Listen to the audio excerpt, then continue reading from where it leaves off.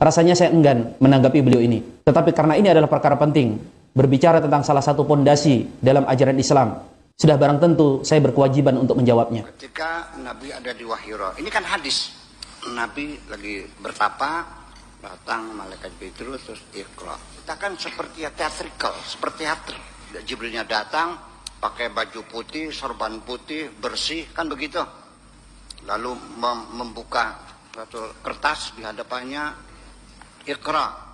Pada suatu hari ketika saya sedang khalwat, tiba-tiba saya, kan bukan Nabi yang cerita, ini orang yang cerita, apa dia hadir di gua itu, ini kan persoalan. Pakai jubah, pakai sorban, menjahitnya di mana?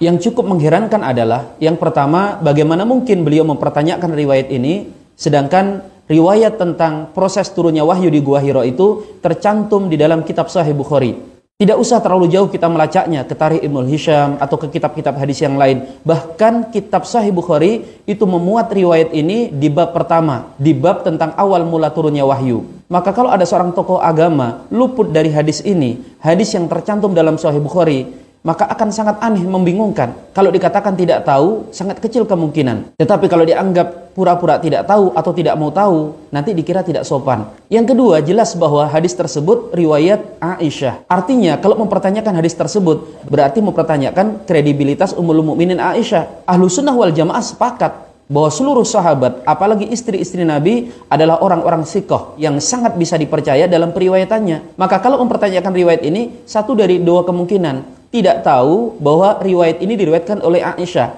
Atau kemungkinan yang kedua, dia tidak tahu kalau Aisyah itu adalah salah satu dari ummahatul mukminin. Dan rasanya sangat mengerikan kalau kemungkinan yang ketiga, menuduh Aisyah berdusta dengan riwayat tersebut. Dan itu tidak akan mungkin dilontarkan oleh orang muslim yang berpaham Ahlus Sunnah wal Jamaah. Yang ketiga, dengan mengatakan bahwa ini bukan Nabi yang bercerita, tetapi ada orang lain yang menceritakan. Ini menunjukkan hal yang sangat aneh lagi. Tidak mungkin orang sekelas beliau tidak paham bagaimana hadis itu diriwayatkan. Hadis itu diantara bentuknya adalah Nabi menceritakan kepada para sahabat, dan sahabat itu yang kemudian menceritakan ulang. Kalau kisah dalam Sirah Nabawiyah itu harus ada saksinya, maka akan sekian banyak kisah dari Nabi akan kita buang. Banyak peristiwa yang itu sahabat tidak menjadi saksi, tetapi diyakini oleh umat Islam akan kebenarannya. Seperti peristiwa Isra wal Mi'raj. Isra Mi'raj memang tidak ada yang ikut Nabi saat itu, tetapi Rasulullah kemudian menceritakan kepada para sahabat, dan sahabat kemudian menceritakan kepada para tabi'in, tabi'in kepada tabi'ut tabi'in, dan kepada pembuku hadis. Yang keempat, beliau membawa riwayat bahwa Jibril itu menggunakan baju putih, sorban putih, kemudian membawa kertas dan kemudian diperintahkan kepada Nabi untuk dibaca, dan saya dapat pastikan tidak ada riwayat seperti apa yang beliau katakan ini. Dari mana beliau mendapatkan riwayat ini? Bisa dimungkinkan beliau mengarang sendiri cerita ini, dan anehnya dituduhkan kepada hadis untuk mengkritik riwayat Rasulullah menerima wahyu di Gua Hira yang katanya tidak ada saksi tadi itu. Yang kisahnya disampaikan seperti teatrikal, yang bisa jadi orang nakal itu berkesimpulan kisah ini tidak masuk akal. Yang kelima, dimungkinkan beliau ini salah dalam menggabungkan hadis. Di awal turun wahyu, Jibril tidak seperti yang digambarkan menggunakan baju.